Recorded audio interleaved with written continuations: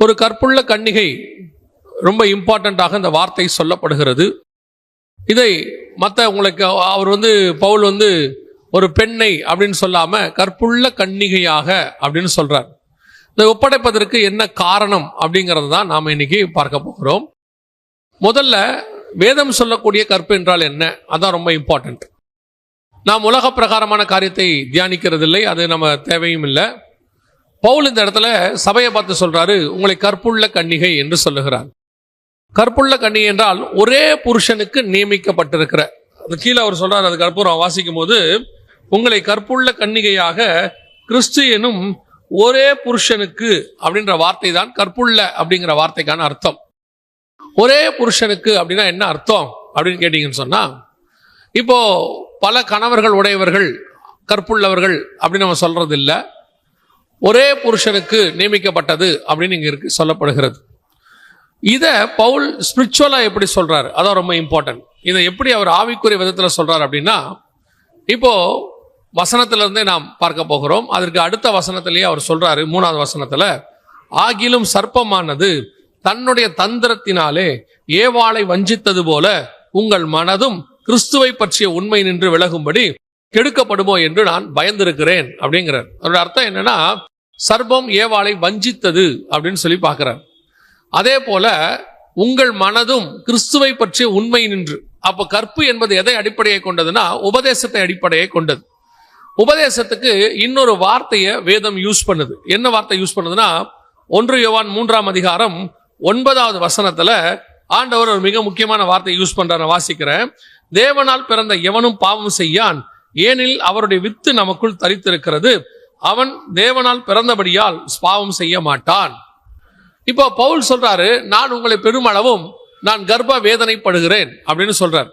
அப்போ ஒரு பிள்ளை பெறுவதற்கு, ஆவிக்குரிய பிள்ளை பெறுவதற்கு வசனம் சொல்லுகிறது, கிறிஸ்துவினுடைய வித்து நமக்குள் வாசமாய் இருக்கிறது. வித்துனா என்ன?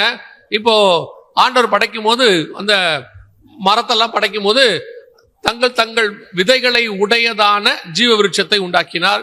தங்கள் விதைகளை உடையதான விருட்சங்கள் அப்படின்னு இருக்கு. அதாவது ரீப்ரொடக்ஷன், அடுத்து உருவாக்கக்கூடியதான் வித்து. அப்ப கிறிஸ்துவினுடைய வித்து நமக்குள் வாசமாய் இருக்கிறது, சபைக்குள்ள வாசமாய் இருக்கிறது. அதுதான் கிறிஸ்துவினுடையதான வார்த்தை, அவருடையதான ஜீவன் நமக்குள் இருக்கிறது. அந்த ஜீவன் நமக்குள் இருந்து இன்னொரு உயிரை பெற்றெடுக்க வைக்கிறது. அதுதான் கிறிஸ்துவனுடைய வித்து நமக்குள் வாசமாய் இருக்கிறது சொல்லி பார்க்கிறோம். அப்படி இருக்கும் பொழுது கற்புள்ள கன்னிகை அப்படின்னா என்ன அர்த்தம்? இந்த வசனம் சொல்லுது, ஒரே புருஷனுக்கு. அப்போ ஏவாளுக்குள்ள இன்னொரு உபதேசம் உள்ளே வந்துச்சு, சர்ப்பமானது வஞ்சித்தது போல அப்படின்னு சொல்லி. இப்போ ஆதாம் வழியாக ஒரு உபதேசம் ஏவாளுக்கு கொடுக்கப்படுகிறது, அது கர்த்தருடைய வித்து. அதே நேரத்தில் சர்ப்பம் ஒரு உபதேசத்தை கொடுக்கிறது, அது சர்ப்பத்தின் வித்து. அது எதை குறிக்கிறது? நீங்கள் அந்த வித்தை ஏற்றுக்கொள்ளும் பொழுது அது எதற்கான அடையாளமாக இருக்கிறது என்றால், ஒரே புருஷனாகிய கிறிஸ்துவை விட்டு சாபமான இன்னொரு உபதேசத்துக்குள் போவதற்கு அடையாளமாக இருக்கிறது. இப்ப அந்த உபதேசம் உங்களுக்குள்ள வந்த உடனே அது என்ன செய்தா, அந்த வார்த்தை, சர்ப்பத்தின் வார்த்தை என்ன செய்தா, அது ஒரு பிள்ளையை பெற்றெடுக்குதாம். அதே 1 யோவான் புஸ்தகம் 3ஆம் அதிகாரத்துல 12வது வசனம் வாசிங்க பாப்போம். பொல்லாங்கனால் உண்டாயிருந்து தன் சகோதரனை கொலை செய்த காயினை போல இருக்க வேண்டாம் அப்படின்னா என்ன அர்த்தம்? காயின் எப்படி உண்டானா அப்படின்னு சொல்லுது. ஆனால் ஆதியாகமத்தின் புஸ்தகம் 4ஆம் அதிகாரம் 1வது வசனத்தை வாசிங்க பார்ப்போம். ஆதாம் தன் மனைவியாகிய ஏவாளை அறிந்தான், வசனத்தின்படி காயின் பிறப்பதற்கு ஆதாம் ஏவாள் தான் காரணம், மாற்று கருத்து இல்லை. ஆனா 1 யோவான் 3ஆம் அதிகாரம் 12ஆம் வசனம் சொல்லுது, பொல்லாங்கனால் உண்டாயிருந்து அப்படின்னு இருக்கு. அப்படின்னா என்ன அர்த்தம்? ஏவாள் இந்த சர்ப்பத்தின் வார்த்தையை கேட்டதுனால அந்த சர்ப்பத்தினுடையதான வித்து, அதாவது ஆதியாகமத்தின் புஸ்தகம் 3ஆம் அதிகாரம் 15வது வசனத்தில் ஆண்டவர் சொல்றாரு, உன் வித்துக்கும் அவள் வித்துக்கும் பகை உண்டாக்குவேன். அந்த சர்ப்பத்தின் வார்த்தை இவளுக்குள்ள வந்துருச்சு. இப்போ அந்த பிள்ளை ஆதாம் வழியாக உருவானாலும், அந்த பிள்ளை உருவாகும் போது அந்த பொல்லாங்கன் உபதேசமும் கூட பிள்ளைக்குள்ள வருது. நீங்க டாக்டர் சில நேரத்தில் சொல்லியிருப்பாங்க, கேட்டிருப்பீங்கன்னு நினைக்கிறேன். இந்த பிள்ளை உருவாகும் போது நல்ல விஷயத்த பேசுங்க, சந்தோஷமா இருங்க, நல்ல காரியத்தை கேளுங்க, ரொம்ப ஹாரரான படங்கள்லாம் பார்க்காதீங்க, நல்ல ஒரு கர்த்தருடைய வசனம் கேளுங்க, நல்ல பாட்டு கேளுங்க. என்னன்னா, உள்ள இருக்க பிள்ளை உருவாகும் போது, அந்த மைண்ட் செட் உருவாகும் போது வெளியிருந்து வரக்கூடியது என்ன செய்யும்? அதை உருவாக்கும். அதே மாதிரிதான் உங்களுக்குள்ள, சபைக்குள்ள கிறிஸ்துவனுடையதான வசனத்தினால இந்த கற்புள்ள கன்னிகையாக நாம் இருக்கிறோம். கிறிஸ்துவனுடைய உபதேசம் கொடுக்கப்படுகிறது. அதே நேரத்தில் வெளியிருந்து சர்பத்தின் உபதேசமும் உங்களுக்கு வருது. அநேக உபதேசங்கள், முந்தியெல்லாம் கள்ள உபதேசம் வரணும், சர்பத்தின் உபதேசம் வரணும்னா ரொம்ப கஷ்டம். சபைகளுக்குள்ள அப்படிப்பட்டவங்க வந்தாதான் வரும். தெரியாம கொள்ளாம சபையில அப்படி ஆட்களை ஏத்திட்டாங்கன்னா அந்த மாதிரி காரியங்கள் நடக்கும். ஆனா இப்ப அப்படி அல்ல. நிறைய இந்த மாதிரி செல்போன்ஸ் இருக்கு, அப்புறம் யூடியூப் இருக்கு, ஃபேஸ்புக் இருக்கு. இதில் எல்லாத்தின் வழியாக இந்த கள்ள உபதேசம் உங்களுக்கு நிறைய வருகிறது. எல்லா பக்கத்துல இருந்தும் வருது. எது நல்ல உபதேசம், எது கள்ள உபதேசம் உங்களுக்கு தெரிய மாட்டேங்குது. எது தேவனுடைய உபதேசம், எது சர்பத்தின் உபதேசம் உங்களுக்கு தெரிய மாட்டேங்குது. அதனுடைய விளைவாக என்ன ஆகுதுன்னு பாத்தீங்கன்னா, இந்த சர்பத்தின் உபதேசம், உலகத்தின் உபதேசம் உங்களுக்குள்ள நிறைய வந்து பிறக்கிறது பொல்லாங்கனா இருக்கிறது. நான் சொல்லுவேன், இன்னைக்கு ரட்சிக்கப்படுகிற எல்லோருமே, நல்லா கவனிங்க, ரட்சிக்கப்படுகிற எல்லோருமே கிறிஸ்துவுக்குள்ள பிறக்கும் பொழுது யார் சுவிசேஷம் சொல்றாங்கன்றத பேஸ் பண்ணி தான் இருக்குது. அவங்க என்ன சுவிசேஷம் சொல்லி கூட்டிட்டு வராங்கன்றது. நிறைய பேர் எப்படி சுவிசேஷம் சொல்லி கூட்டு வராங்க அப்படின்னு சொன்னா, இயேசு உங்களை ஆசீர்வதிக்கிறார், இயேசு உங்களுக்கு சொங்க கொடுக்கிறார், இதெல்லாம் உண்மை, மாற்றுக்கருத்தே இல்லை. ஆனால் சுவிசேஷத்தினுடைய வேர் என்ன அப்படின்னு கேட்டீங்கன்னா, இயேசு தேவனுடைய குமாரன் என்று அவங்க விசுவாசிக்கணும். அதுதான் சுவிசேஷத்தினுடைய வேர், அதான் பேஸ். இன்னைக்கு அவங்க இயேசுவை வெறும் ஆசீர்வாத கடவுளா மாத்துறதுனால வர்றாங்க, அப்புறம் போயிடுறாங்க. நிறைய பேர் பின்மாற்றம் அடைகிறாங்க. அப்ப சரியான சுவிசேஷம் கொடுக்கப்படல. சில இடங்கள்ல கூப்பிட்டு இயேசுவை பத்தி சொல்லும் போது அவங்க தப்பான சுவிசேஷத்தை சொல்றதுனால சர்பத்தின் உபதேசம் வருது, அவங்களும் பிறக்கிறாங்க. எனக்கு இப்போ அந்த ஐயா இல்ல, அவர் நல்ல வயதானவர், இப்ப இல்ல, அவர் கிறிஸ்துவுக்குள்ள மரிச்சிட்டாரு. ஒரு காலகட்டம் வரைக்கும் அவருக்கு சுவிசேஷம் சொல்லி கூட்டு போனவங்க, இயேசு வந்து தேவன் கிடையாது, யெகோவா மட்டும்தான் தேவன், இயேசு தெய்வம் இல்லைன்னு சொல்லி அவர் மனுஷன்னு சொல்லிட்டாங்க. அப்படியே அவர் ரொம்ப காலம் வளர்ந்துட்டார். இதுதான் அவர் சரின்னு நினைச்சுக்கிட்டு அவர் ரொம்ப வளர்ந்துட்டார். ஆனா அவர் வந்து இந்த செய்தியெல்லாம் கேட்கிறவர், நம்முடைய செய்தியெல்லாம் கேட்கிறவர். அவருக்கு மற்ற செய்தியெல்லாம் பிடிக்கும், இந்த இயேசு தேவனுங்கிறது மட்டும் அவருக்கு ஒரு உடன்பாடு இருக்காது. அதனால அவர் என்ன பண்ணுவாருன்னா, ஒரு முறை என்னை பார்க்க வந்துட்டு, உங்களுக்கு எல்லாத்தையும் நான் பார்க்கிறேன், எல்லாம் நல்லா இருக்கு, ஆனா அந்த ஒரு விஷயம் தான் அப்படின்ட்டு அதை பத்தி பேச ஆரம்பிச்சார். அப்ப வசனத்துல இருந்து இயேசு தேவன் என்பதற்கு எல்லாத்தையும் எடுத்து கொடுத்த உடனே அவரு, இது நாள் வரைக்கும் என்னை வந்து தப்பா நடத்திட்டாங்க அப்படின்னு சொல்லிட்டு சத்தியத்துக்கு ஒரே நாள்ல திரும்பினார். அப்பதான் அவருக்கு மெய்யான ரட்சிப்பு வருது. நல்லா புரிஞ்சு கொள்ளுங்க. இது வரைக்கும் அவர் என்ன ஆகல, ரட்சிக்கப்படல. ஆனா அவர் புறஜாதி மார்க்கத்திலிருந்து கிறிஸ்துவுக்குள்ள வந்ததாக நினைச்சுக்கிட்டாரு. வந்து ரொம்ப நாள், கிட்டத்தட்ட பல வருஷங்கள் அங்க இருந்தார். ஆனால் இப்ப அவருக்குள்ள இருந்தது பொல்லாங்கானின் உபதேசம், சர்பத்தின் உபதேசம். இயேசு தெய்வம் இல்லை என்று சொல்லுகிற எல்லாருமே அந்தி கிறிஸ்து என்று வேதம் சொல்லுகிறது. இயேசுவை தேவனுடைய குமாரன் என்று விசுவாசியாதவன் தான் அந்தி கிறிஸ்துன்னு இருக்கு. அப்படி சொல்லும் போது அந்த மாதிரி பொல்லாங்கின் உபதேசத்தினால் அவர்கள் பிறக்கிறார்கள். அப்படிப்பட்டவங்களும் சர்ச்சுக்குள்ள இருப்பாங்க. அப்படிப்பட்ட ஆட்கள் இங்கே இருப்பாங்க. நான் சொல்றது ஒரு உதாரணம். இந்த மாதிரி நிறைய உபதேசங்கள் இருக்கு. இதெல்லாம் வந்து சபைக்குள்ள வந்துடுது. அப்படி வரும்போது இதுவும் கற்புள்ள கன்னிகா இருக்க வாய்ப்பு இல்லை, வேற உபதேசம் உள்ள வந்துடுது. அப்ப கிறிஸ்து சரியா அவருக்குள் உருவாகும் அளவும், மறுபடி கிறிஸ்து உங்களுக்குள் உருவாகும் அளவும் நான் கர்ப்ப வேதனைப்படுகிறேன் அப்படின்னு பவுல் சொல்றார் கலாத்தியருக்கு எழுதும்போது. அப்ப நாம கிறிஸ்துவுக்குள்ளாக மறுபடி பிறக்கணும், உருவாகணும். கிறிஸ்து நமக்குள்ள உருவாகி அவர் வந்து பிறக்கணும். அப்படின்னா என்ன அர்த்தம் அப்படின்னா, சரியான உபதேசத்துக்குள் நீங்கள் வர வேண்டும், சரியான காரியம். அதோடு கூட மற்ற உபதேசங்கள் கலக்காதபடி நீங்கள் பார்த்துக் கொள்ள வேண்டும்.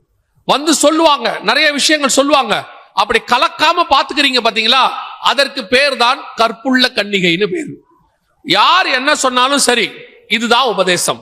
இந்த உபதேசத்தை தவிர வேறொரு உபதேசம் இல்லை. பவுல் சொல்றாரு, நாங்கள் உங்களுக்கு சொல்லிய இந்த உபதேசத்தை அல்லாமல் வேறொரு உபதேசத்தை தூதனே வந்து சொன்னாலும் என்ன செய்யாதிருங்கள், ஏற்றுக்கொள்ளாதிருங்கள். ஏன்? இதான் பர்ஃபெக்ட் டாக்டரின். இந்த டாக்டரினை தாண்டி வேறொரு டாக்டரினை யாரோ வந்து நூதனமா சொல்றாங்க, புதுசா சொல்றாங்கன்னா நீங்க அக்செப்ட் பண்ணக்கூடாது. அக்செப்ட் பண்ணாம இருக்கீங்கல்ல, அதற்கு பேர் தான் கற்புள்ள கன்னிகை அப்படின்னு அர்த்தம். கற்பு என்பது ஒரு பக்கம், கன்னிகை என்பது இன்னொன்னு. எதுக்கு சொல்ல வராம இப்ப கன்னிகை குறித்து தான் பார்க்க போறோம். இந்த கற்புங்கிறத புரிஞ்சுக்கிறதுக்காக சொல்றேன். கற்புங்கிறது கல்யாணம் ஆனவங்களுக்கு இருக்குது, கன்னிகைனா கல்யாணம் ஆகாதவங்க அர்த்தம். ஆனா பவுல் சொல்றாரு, கற்புள்ள கன்னிகையானா உங்களை கற்புள்ள கல்யாணமாகாத ஒரு கல்யாணம் பண்ணி வைக்க போற ஒரு பிள்ளையா ஒப்படைக்கிற அப்படின்றார். ஆனால் கற்பு என்பது கல்யாணம் ஆனவங்களுக்கு இருக்கு.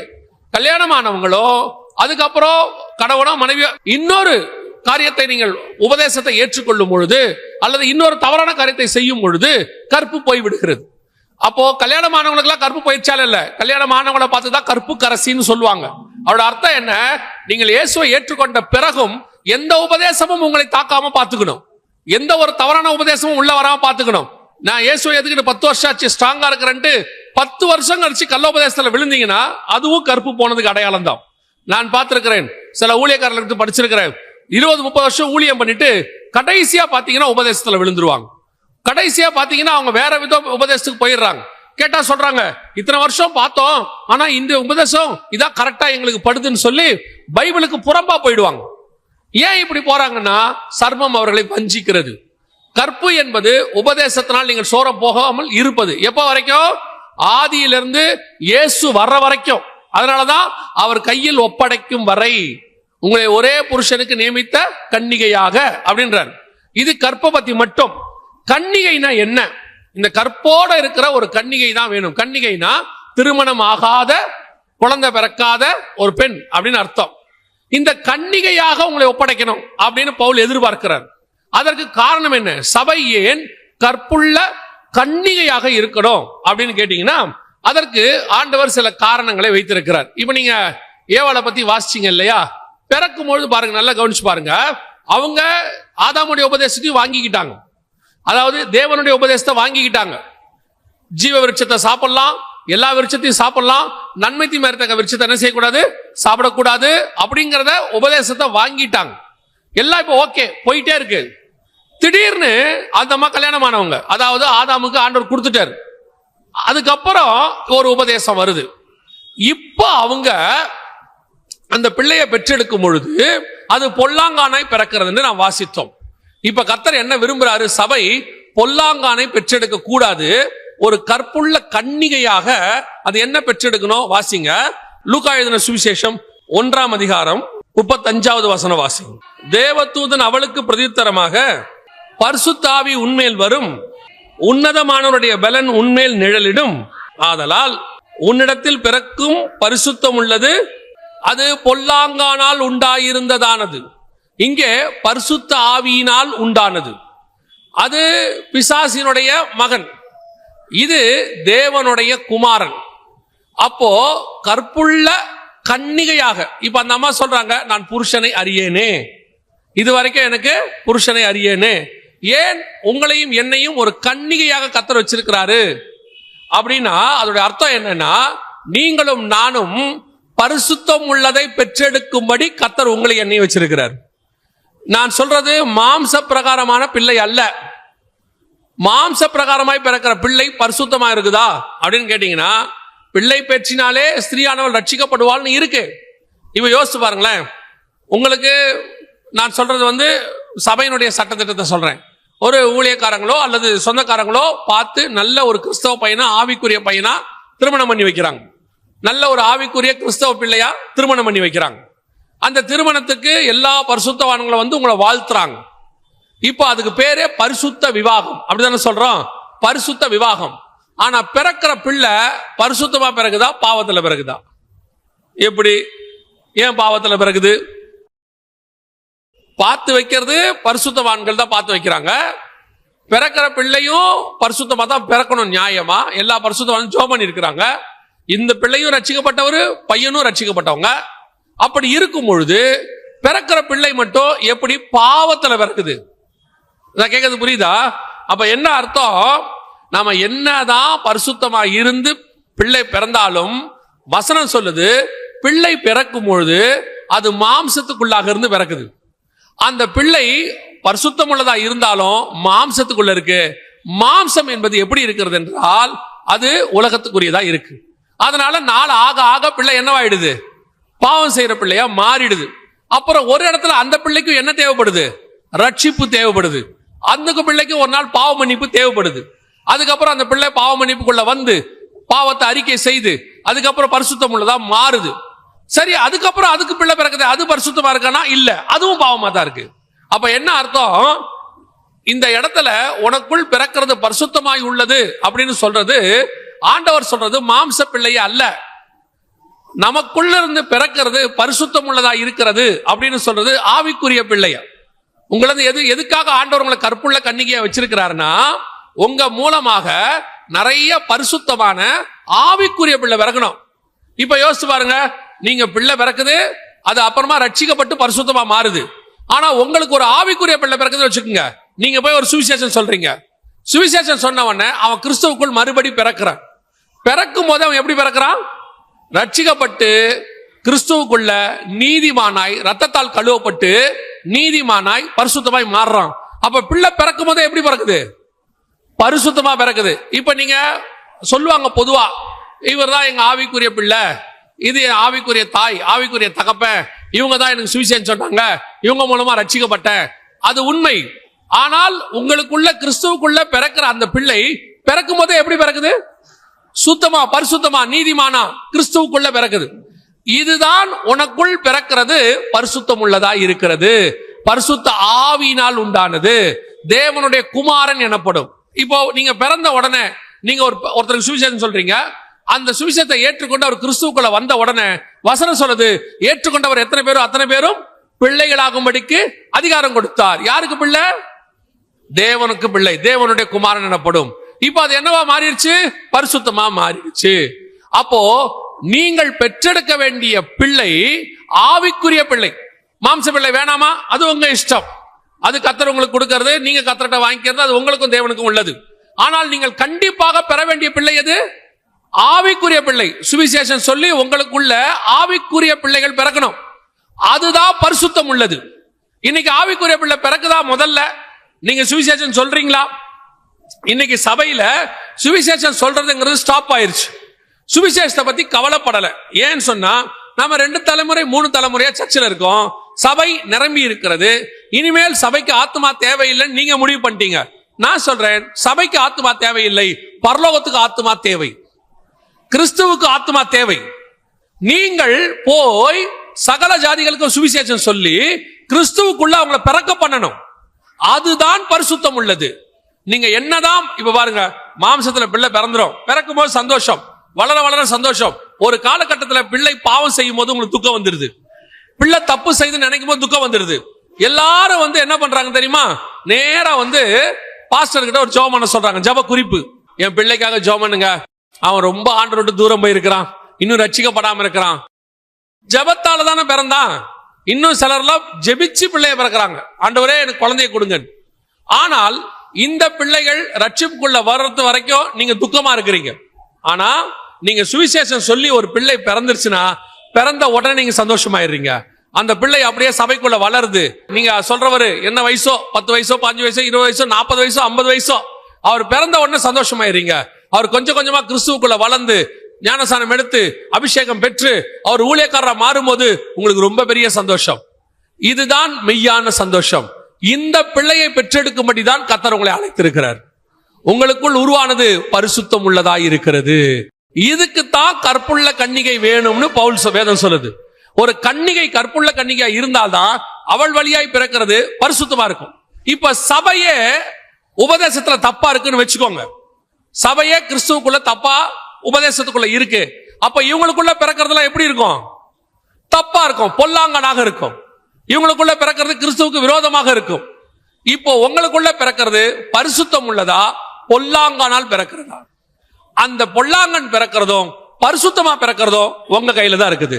நீங்க எந்த அளவுக்கு வசனத்துல உண்மையா இருக்கிறீங்களோ, எந்த அளவுக்கு நீங்கள் சத்தியத்துல நிக்கிறீங்களோ, எந்த அளவுக்கு நீங்கள் பரிசுத்தமா இருக்கிறீங்களோ, அந்த அளவுக்கு உங்களுக்குள் பிறக்கிறது பரிசுத்தமா இருக்கும். சொல்றது உங்களுக்கு புரியுதா? இப்ப நல்லா கவனிச்சு பாருங்க. ஒரு உதாரணத்துக்கு சொல்றேன். நீங்க நல்லா ஜெபிக்கிற தாய், நல்ல ஜெபிக்கிற தகப்பன், நல்ல வேதம் வாசிக்கிற தாய் தகப்பன், நீதிமான்கள், நீங்க பொய் சொல்ல மாட்டீங்க, பிள்ளைகளுக்கு முன்பாக சாட்சியுள்ள ஜீவன் வச்சுக்கோங்க. நார்மலாவே உங்களை பார்த்து வளர்ற பிள்ளை எப்படி இருக்கும்? அதே மாதிரி வளரும். நான் சொல்றது போன தலைமுறை வரைக்கும் இந்த குடும்ப ஜெபம் எப்படி வந்துச்சு, இதெல்லாம் பாத்தீங்கன்னா ஒரு 4 தலைமுறையா வந்துகிட்டே இருக்கும். இப்ப கூட பாருங்க, காலைல ஏன் சொன்ன பிள்ளைகள் பைபிள் வாசிக்கும் உட்கார்ந்து. எப்படி வாசிக்குதுன்னா, நமக்கு சின்ன வயசுல இருந்து சொல்லி கொடுத்துக்கிட்டே இருந்தாங்க. காலைல ஏன் சொன்ன என்ன பண்ணணும்? பைபிள் வாசிக்கணும். எங்க பாட்டியெல்லாம் சொல்லுவாங்க, பைபிள் வாசிக்காட்டி காப்பி கொடுக்க மாட்டாங்க. பைபிள் வாசிக்காட்டி என்ன கிடையாது? காப்பி கிடையாது.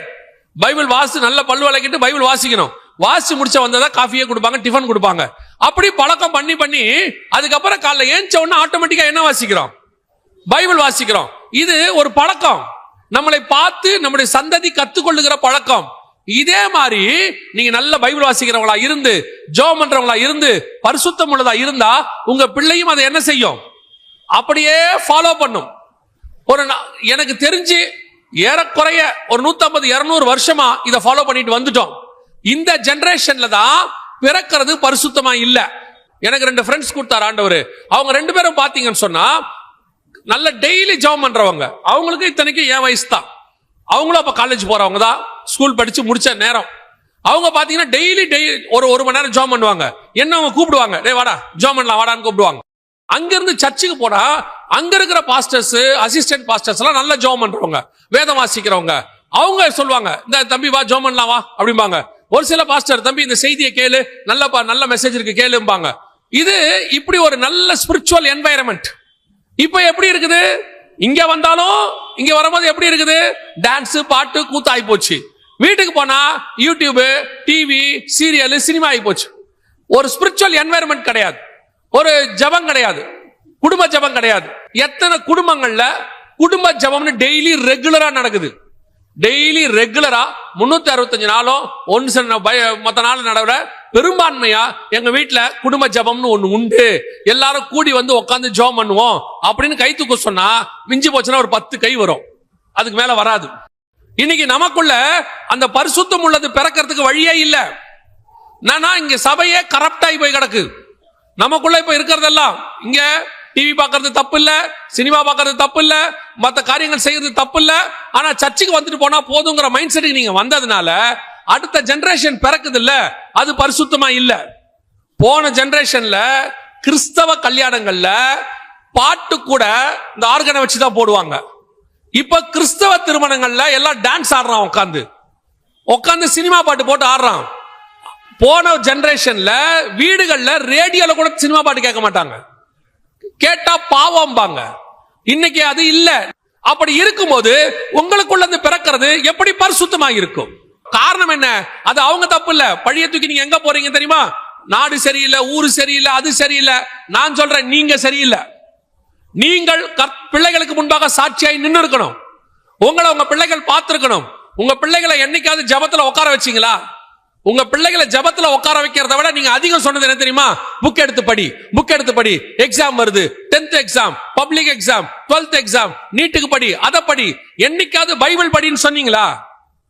நாளைக்கு பிள்ளை டாக்டர் ஆயிடுது, இன்ஜினியர் ஆயிடுது, ஆனா கெட்டு போய் நிக்குது, கர்த்தரை விட்டு தூரம் போய் நிக்குது.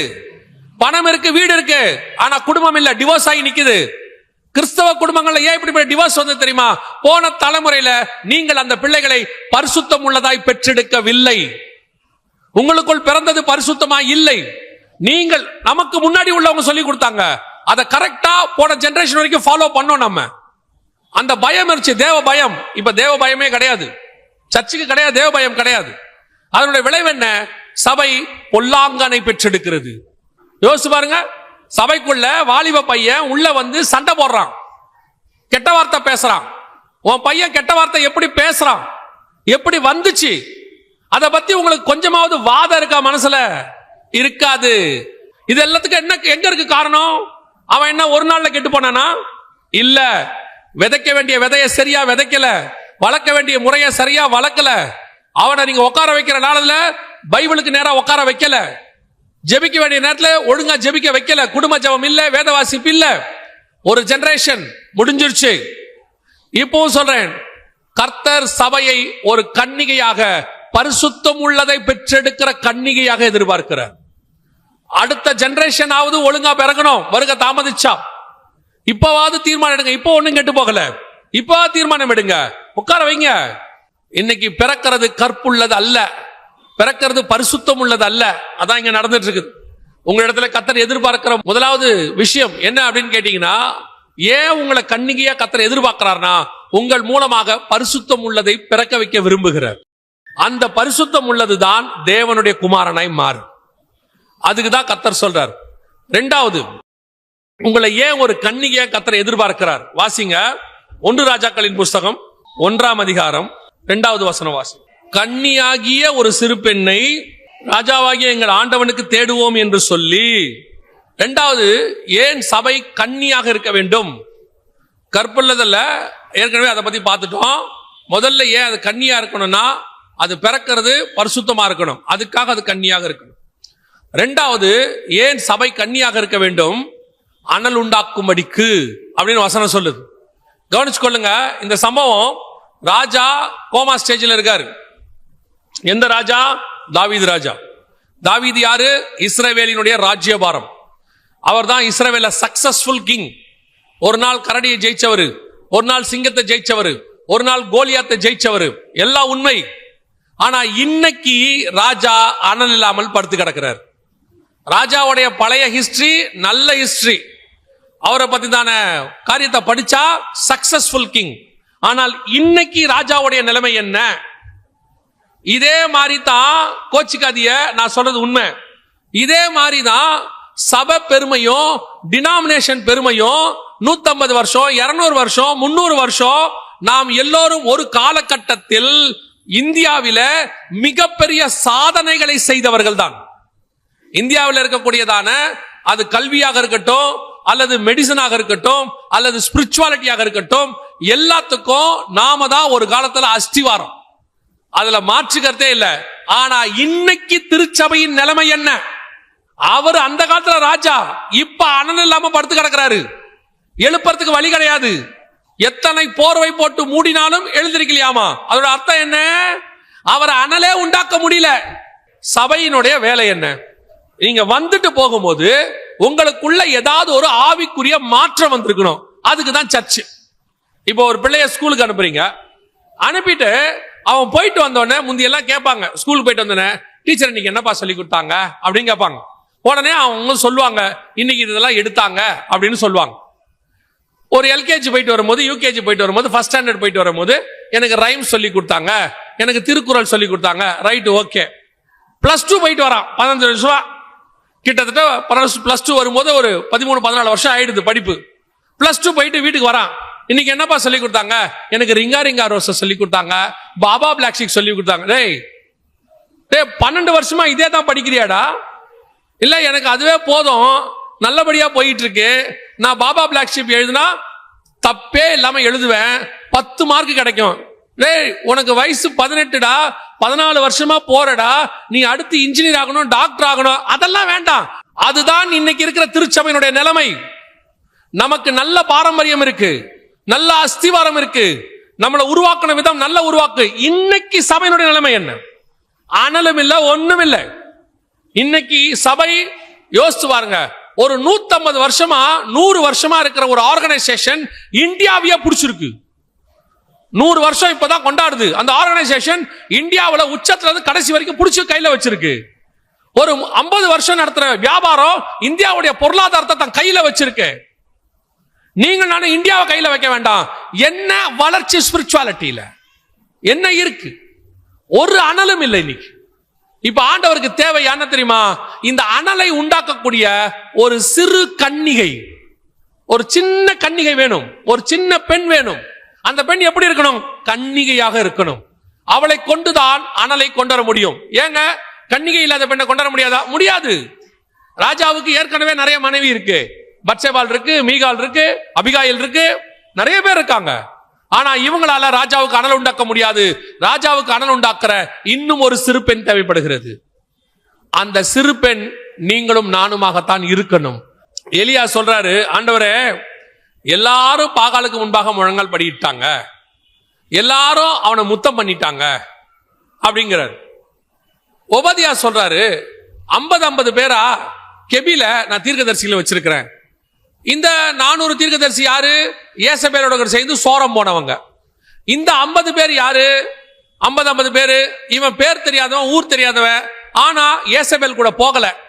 ஆனா எலியா மாதிரியும் கிடையாது. அவன் போய் என்ன பண்ணுவான்னு கேட்டீங்கன்னு சொன்னா, அவன் ஒரு கெபிக்குள்ள உட்காந்துக்கிட்டு டெய்லி அவனுக்கு தண்ணியும் சாப்பாடும் வரும். சாப்பிட்டுட்டு நம்ம உண்டு, நம்ம வேலை உண்டு. ஏன்பா கெபில உட்காந்துருக்கிய? தேசத்துல இவ்வளவு பெரிய அக்கிரமம் நடக்குது, ஏசபேல் இவ்வளவு பெரிய பிரச்சனையை பண்றாளே, நீ கொஞ்சம் கேட்க கூடாதா? நமக்கு எதுக்குங்க வம்பு? நம்ம வந்தோமா, உபதியா சாப்பாடு கொடுக்குறாப்லையா, சாப்பிட்டோமா, ஜோம் பண்ணோமா, பைபிள் வாசித்தோமா, நம்ம வாழ்ந்து இருக்க வேண்டியதானே. எதுக்கு? ஆண்டவர் தான் இந்த கெபியை கொடுத்திருக்கிறார், ஆண்டவர் தான் உபதியாவை ஏற்பாடு பண்ணி இருக்கிறார். ஆண்டவர் கேட்கிறாரு, இவனால ஒரு பிரோஜனமும் கிடையாது, இவனை வச்சு ஒரு எழுப்புதலும் கொண்டு வர முடியாது, இது வேஸ்ட். ஆனா என்ன, இது ஏசபேல் மாதிரி மோசமா இல்ல, ஏசபேல் பத்தியில சாப்பிட்ட அந்த தீர்க்கதரிசிகள் மாதிரி மோசமான தீர்க்கதரிசி இல்ல, இது கொஞ்சம் பரவாயில்ல, பெஸ்ட். அந்த இடத்துல தான் நீங்களும் நானும் இருக்கிறோம். இப்ப அந்த இடத்துல தான் சபை இருக்குது. இந்த சபை எல்லாரோடையும் போய் பாவம் செய்யாது, உலகத்துக்கு ஒத்த வேஷம் தரிக்காது. ஆனா அதே நேரத்துல இந்த சபையை வச்சு ஒண்ணும் பண்ணவும் முடியாது, எந்த எழுப்புதலும் வராது. ஆனால் கர்த்தர் போஷிக்கிறார், ஆசீர்வதிக்கிறார், எல்லா ஆசீர்வாதமும் இருக்கு. ஆனா கர்த்தருக்கு தேவை யார் தெரியுமா? ஒரு எலியா தேவைப்படுகிறது. அவன் ஒருத்தன் தான் அக்கினியை இறக்குகிறவன், அந்த ஒருத்தன் தான் இப்ப தேவைப்படுகிறான். அந்த சிறு பெண் தேவைப்படுகிறது, அவள் தான் அனல் உண்டாக்கக்கூடியவள்.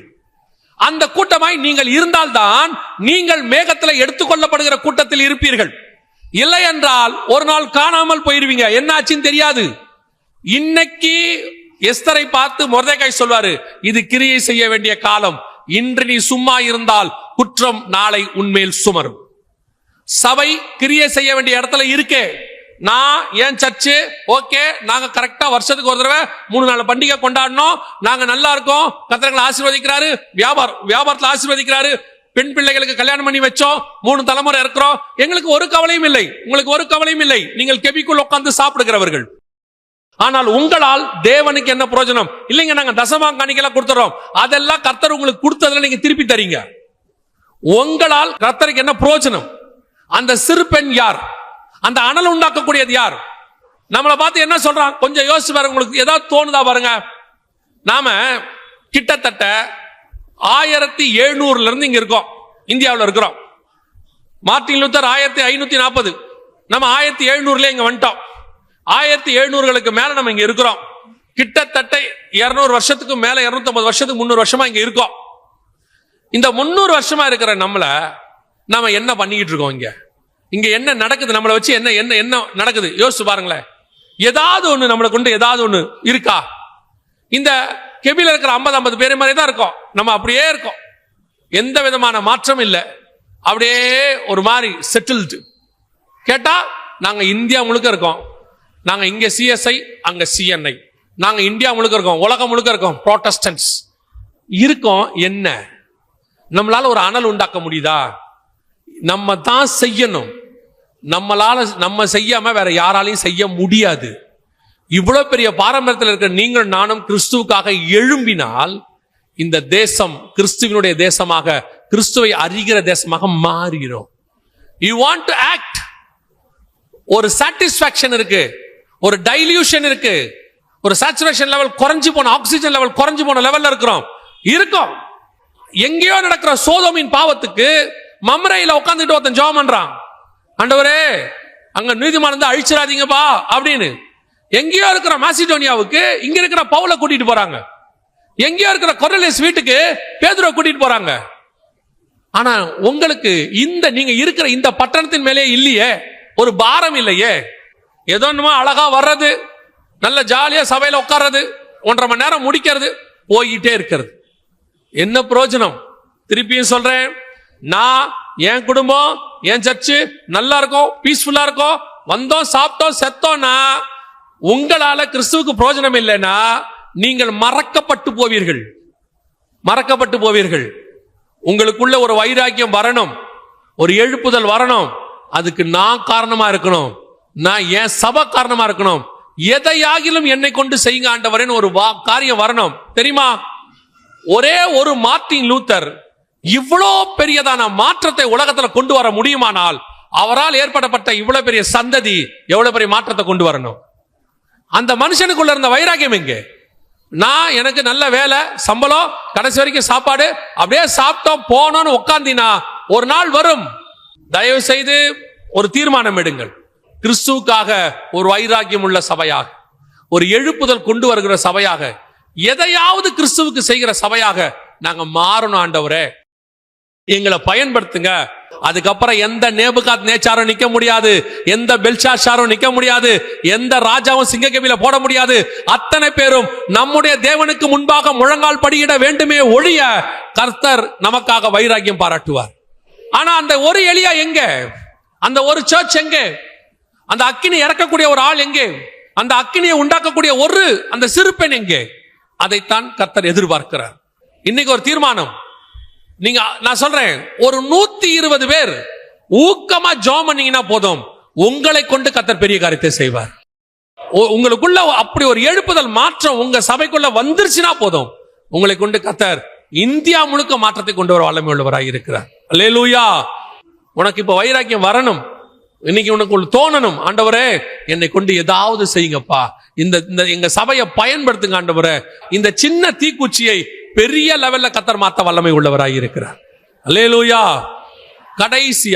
கடைசியாக ஒரு கன்னிகை எதற்காக அவர்கள் தேடுகிறார்கள்? வாசிங்க, முடிக்கலாம். எஸ்தரின் புஸ்தகம் 2ஆம் அதிகாரம் 3ஆம் வசனம் வாசிங்க. அதற்காக ராஜா தம்முடைய ராஜ்யத்தின் நாடுகளில் எல்லாம் விசாரிப்புக்காரரை வைக்க வேண்டும். இவர்கள் ரூபவதிகளாயிருக்கிற சகல கன்னி பெண்களையும் கூட்டி சூசான் அரமனையில் இருக்கிற கன்னி மாடத்துக்கு அழைத்து வந்து ஸ்திரீகளை காவல் பண்ணுகிற ராஜாவின் பிரதானியாகிய ஏகாயின் வசத்திலே ஒப்புவிக்க வேண்டும். அவர்களுடைய சுத்திகரிப்புக்கு வேண்டியவைகள் அவர்களுக்கு கொடுக்கப்பட வேண்டும். இந்த எஸ்தரை ஏன் அவர்கள் கன்னிகையாக கொண்டு வர வேண்டும்? எஸ்தர் ஏன் அங்கே கொண்டு வரப்படுகிறாள்? ஏன் கொண்டு வந்து ஒருத்தங்கிட்ட ஒப்படைச்சு, ஏகா கிட்ட ஒப்படைச்சு, அவளை பரிசுத்தமாக்கி சுத்திகரிச்சு எல்லா காரியத்தையும் செஞ்சு, அதோட கூட அவளுக்கு 12 மாசம் சுத்திகரிப்பு பண்ணி அவ கேட்கறதெல்லாம் கொடுத்து ராஜாவுடைய அரண்மனைக்கு அனுப்பி அவளை ராஜகுமாரத்தியா ஏன் மாத்துறாங்க? அந்த அளவுக்கு தேவன் கொண்டு வருவதற்கான நோக்கம் என்ன? இந்த கன்னி பெண்ணை ஏன் ராஜாவுக்கு கொடுக்க வேண்டும் என்று சொன்னால், எஸ்தரை கொண்டு வந்ததுக்கு பின்னால் தேவனுக்கு ஒரு பெரிய திட்டம் இருக்கு. என்ன திட்டம்? ஒரு நாள் எஸ்தருக்கு என்ன கிடைக்குதுன்னு மட்டும் பாருங்க. வாசிங்க, 8ஆம் அதிகாரம் 4வது வசனம் வாசிங்க. அப்பொழுது ராஜா ஒரு செங்கோலை யாருக்கு நீட்டினான்? எஸ்தருக்கு நீட்டினான். அந்த செங்கோலை எஸ்தர் பிடிச்சானா அவளுக்கு என்ன நடக்கும் தெரியுமா? 8வது வசனம் வாசிங்க. இப்போதும் உங்களுக்கு இஷ்டமானபடி நீங்கள் ராஜாவின் நாமத்தினால் யூதருக்காக எழுதி ராஜாவின் மோதிரத்தினால் முத்திரை போடுங்கள். இந்த ராஜாவின் நாமம்ங்கிறதா இயேசுவின் நாமம். இந்த ராஜாவின் முத்திரைங்கிறதா பரிசுத்த ஆவியாகிய முத்திரை. இந்த எஸ்தர் ஏன் ராஜகுமாரத்தியாய் மாற்றப்பட்டாள்? இப்ப உங்களை என்னையும் ராஜாக்களும் ஆசாரியருமாய் கர்த்தர் அழைத்திருக்கிறார். வெளிப்படுத்தல் 1:6 சொல்லுது. சோ உங்களை என்னையும் ராஜாக்களும் ஆசாரியருமா அழைச்சிட்டார். ஏன் கர்த்தர் உங்களை வேறு பிரிச்சு ஒரு கன்னிகை உள்ள சபையாக கொண்டு வந்து இன்னைக்கு ராஜா கிட்ட ஒப்படைச்சிருக்கிறார் தெரியுமா? முதலாவது, உன் மூலமாய் பரிசுத்தம் உள்ளது பிறக்க வேண்டும்.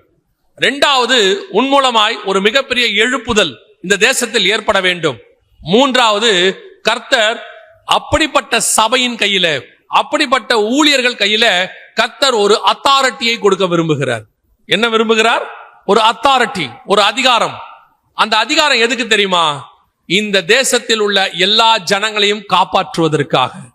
ஒரு மிகப்பெரிய பேரழிவு நடக்க போது, அந்த பேரழிவுல அந்த ஜனங்களை காப்பாத்துறதுக்கு அவளுக்கு ஒரு அதிகாரம் வேணும். யாருக்கு வேணும்? எஸ்தருக்கு வேணும். உனக்கு இஷ்டமானபடி செய். அப்ப அவ இஷ்டமானி தன்னுடைய ஜனங்களை காப்பாத்தணும்னா அதுக்கு எஸ்தர் முதலாவது ராஜாவுடைய அரண்மனைக்கு போய் ராஜா கிட்ட நல்ல பேர் வாங்கி ராஜா பக்கத்துல உட்கார்ந்து அவருக்கு பிரியமா நடந்துக்கிடும். இது நடந்தாதான் இது நடக்கும். அப்படி ராஜாவுக்கு பிரியமா நடக்கணும்னா எஸ்தர் கன்னியா இருந்தாதான் அந்த அரண்மனைக்கு வர முடியும். எஸ்தர் கல்யாணமானவளா இருந்தானா வர முடியாது. நான் சொல்றது உங்களுக்கு புரியுதா? அப்போ கிறிஸ்துவுக்குள்ள நீங்கள் பரிசுத்தம் உள்ளதாக, கிறிஸ்துவுக்கென்று வைராக்கியம் உள்ள சாட்சியாக நீங்கள் நிற்கும் பொழுது ஆண்டவர் உங்களை ராஜாக்களும் ஆசாரியருமாய் அழைத்தது மட்டுமல்ல, உங்களை கொண்டு தனக்கு இஷ்டமானதை செய்ய கர்த்தர் விரும்புகிறார். அந்த அதிகாரத்தை உங்கள் கையில கொடுக்க விரும்புகிறார். செங்கோலையும் கொடுக்க விரும்புறாராம், முத்திரை மோதிரத்தையும் கொடுக்க விரும்புறாராம். அந்த மோதிரத்தை யோசேப்பு கையில போட்டாச்சுன்னு சொன்னா சமஸ்த எகிப்தும் யோசேப்புக்கு முன்பாக பணிய வேண்டும். இந்த மோதிரத்தை மொர்தெகாய் போட்டாச்சுன்னா 127 நாட்டுக்கும் மொர்தெகாய் சொல்றதுதான் சட்டம். அந்த பரிசுத்த ஆவியாகிய முத்திரை உங்கள் மேலும் என் மேல் இருக்கிறதுனால என் நாமத்தினால நீங்கள் பிசாசுகளை துரத்துவீர்கள், என் நாமத்தினால வியாதியஸ்தர் மேல் கரங்களை வைப்பீர்கள், என் நாமத்தினால எதை கேட்டாலும் தருவேன். இதுதான் கர்த்தர் கொடுக்கிற அதிகாரம். இந்த அதிகாரத்தை வாங்கணும்னா சபை எப்படி இருக்கணும்? கன்னிகை உள்ள சபையாக இருக்கணும். இன்னைக்கு கர்த்தர் அதிகாரத்தை கையில வச்சிருக்கிறாரு. கர்த்தர் வல்லமையா பயன்படுத்த விரும்புறாரு. கர்த்தருக்கு தேவை அந்த வல்லமையாய் பயன்படக்கூடிய ஒரு பாத்திரம். கர்த்தருக்கென்று எழும்பி பிரகாசிக்கக்கூடிய ஒரு பாத்திரம் வேணும். அதுக்கு தன்னை சுத்திகரிக்க ஒப்பு கொடுத்து கன்னிகையா வச்சுக்கிட்டு கர்த்தருக்காக காத்திருக்கிற ஒரு கற்புள்ள கன்னிகை ஆண்டவருக்கு தேவைப்படுது. உன்னை ஆண்டவர், நான் சொல்றது மாம்ச பிரகாரமா அல்ல, ஆவிக்குரிய விதத்துல. எந்த உபதேச கலப்படம் இல்லாம கர்த்தருடைய விஷன் என்னவோ அதான் என் விஷன். கர்த்தர் என்ன விரும்புறாரோ அதான் நான் செய்வேன். கர்த்தர் எங்க போ சொல்றாரோ அதான் இயேசு சொல்றாரு, என் பிதாவின் சித்தத்தையே நான் செய்கிறபடினா. பிதா என்ன பண்ணிட்டாராம்? எல்லா அதிகாரத்தையும் இயேசு கையில ஒப்படைச்சிட்டாராம். யோவான் 13 சொல்லுது. அதே மாதிரி தான் நீங்கள் பிதாவின் சித்தத்தையே செய்கிறவர்களா நாம மாறிட்டோம்னா, இயேசுவின் சித்தத்தையே நாம செய்யறவங்களா மாறிட்டோம்னா, சகல அதிகாரத்தையும் இயேசு நம் கையில் கொடுப்பதற்கு தயாராக இருக்கிறார். என் நாமத்தினாலே நீங்கள் என்ன வேணாலும் செய்யலாம். அது கர்த்தர் கொடுக்கிற அதிகாரம். ஆனா அதை வாங்குற இடத்துல சபை இருக்குதா? சபை இன்னைக்கு அந்த தாட் இருக்குதா? எஸ்தர்ட்ட போய் அவங்க கேட்கறாங்க, உனக்கு என்ன வேணும் எஸ்தர்? எல்லாம் வாங்கிக்க, எனக்கு ஒண்ணு வேணான்ட்டா. எஸ்தர் என்ன சொல்லிட்டாங்க? எனக்கு ஒண்ணு வேணாம், இந்த ஏகா என்ன கொடுக்குறாரோ அதை மட்டும் கொடுக்க சொல்லுங்க, எனக்கு வேற ஒன்றும் ஸ்பெஷலா வேணாம். என்ன கூட இருக்கிற பெண்கள்லாம் சொல்லியிருப்பாங்க எஸ்தரை பார்த்து, பைத்தியக்காரி மாதிரி பேசுற, என்ன கேட்டாலும் தருவாங்க எஸ்தர், கேளு, ஜாலியா கேளு. அவர் சொன்னா ஒண்ணு வேணாம், போய் எஸ்தர்ட்ட ஏகாட்ட சொல்லுங்க, அவர் என்ன கொடுக்குறாரு கொடுத்து அனுப்ப சொல்லுங்க. அப்புறம் இது முடிஞ்சிருச்சு. அப்புறம் ராஜா கூப்பிட்டு கேட்கிறார் எஸ்தர், எஸ்தர் உனக்கு என்ன வேணும் கேள், ராஜ்யத்தில் பாதி கேட்டாலும் தரேன். அதெல்லாம் வேணாம் ராஜா, விட்டுருங்க. என்னடா அது, ராஜ்யத்துல பாதி கேட்டாலும் வேணான்றாலே, அதுவும் முடிஞ்சிருச்சு. அடுத்த தடவை ஒரு தடவை எஸ்தரை பார்க்கும்போது ராஜா சொல்றாரு, செங்கோல் நீட்டி, உனக்கு என்ன வேணும் எஸ்தர்? அதே வசனத்துல அங்க இருக்கு, ராஜாவின் சமூகத்துல கேட்கிறாரு, உனக்கு என்ன வேணும் எஸ்தர்? தேசத்தில் பாதி கேட்டால் நான் உனக்கு என்ன செய்வேன்? தருவேன் அப்படின்னு சொல்றாரு. இப்பவும் சொல்லிட்டா, அதெல்லாம் வேண்டாம் ஆண்டவர், அதெல்லாம் வேணாம் ராஜா. அப்ப என்னதான் எஸ்தர் வேணும்? அவர் சொல்றா, அந்த செங்கோலையும் முத்திரமோத்தையும் கிட்ட கொடுத்துருங்க, நான் என் ஜனங்களை காப்பாத்திக்கிறேன். இந்த ராஜ்யத்துல 127 நாட்டுக்கு நான் ராணியா உட்கார்ந்து இருக்கிறேன், இருந்துட்டு போட்டோம். ஆனா 127 நாட்டிலையும் என் ஜனங்கள் சாக போறாங்க, அவர்களை நான் மீட்க வேண்டும். எனக்கு தேவை அந்த செங்கோலும் முத்திரை மோதிரம். அதே காரியத்தை தான் உங்களுக்கும் எனக்கும் கர்த்தர் சொல்லுகிறார். உங்களை சுத்தி இவ்வளோ ஜனங்க இருக்கிறாங்க, இத்தனை ஆயிரம் ஜனங்க இருக்கிறாங்க. உங்களுக்கு கொஞ்சமாவது அவங்க மேல பாரம் வந்துச்சா? உங்ககிட்ட ஆண்டவர் எல்லாம் கொடுத்திருக்காரு. உங்களுக்கு தேவையான பணம் கொடுத்திருக்காரு, வாழ்றதுக்கு வசதி கொடுத்திருக்காரு, நல்ல வேலை கொடுத்திருக்கிறாரு, ஒரு ஒரு நிம்மதியான காரியத்தை கொடுத்திருக்கிறார். உங்களை சுத்தி இவ்வளவு பேர் இருக்கிறாங்களே. ஆனா நான் நினைக்கிறேன், இந்த கொரோனா நேரத்துல இருந்து, கொரோனாவுக்கு முன்னாடி கூட கொஞ்சம் உங்ககிட்ட ஈரம் இருந்துச்சு. என்ன ஈரம் இருந்துச்சுன்னா, ஏதாவது ஒன்று பேப்பர்ல யாராவது செத்ததை பார்த்தா கூட உச்சி கொட்டுவோம். நம்ம இப்படி எல்லாம் ஆகுது, ரொம்ப மோசமா போச்சுங்க அப்படின்பா. இந்த கொரோனாவில் பல்கா ஜனங்க செத்ததை பார்த்ததுல உங்களுக்கு மரணத்தின் மேலேயே என்ன இல்ல, இப்போ ஒரு பரிதாபமே இல்ல. எவ்வளவு படிக்கிறீங்க பேப்பர்ல, பூகம்பத்துல 10,000 பேர் காணோம். இப்போ ஸ்ரீலங்கால மிகப்பெரிய வெள்ளம், அவ்வளவு பேரை காணோம். உங்களை கொஞ்சமா அசைச்சுச்சா? அது உங்க இருதயத்தை ஷேக் பண்ணுச்சா? பண்ணல. உண்மையை சொல்றேன், ஒன்னும் பண்ணல. அந்த ஈரம் போயிடுச்சு. நம்ம கடைசி காலத்துல அன்பு தணிந்து போகும் இருக்குல்ல, அந்த அன்பு தணிந்து போகிற இடத்துக்கு வந்துட்டோம். யோசிச்சு பாருங்க, முந்தியெல்லாம் அப்பா அம்மா செத்து போனா ஊர்ல இருந்தா கூட பறந்து வருவான், வந்து இங்க வர வரைக்கும் அந்த பாடியை வச்சிருப்பாங்க, அழுதுகிட்டே வருவான்.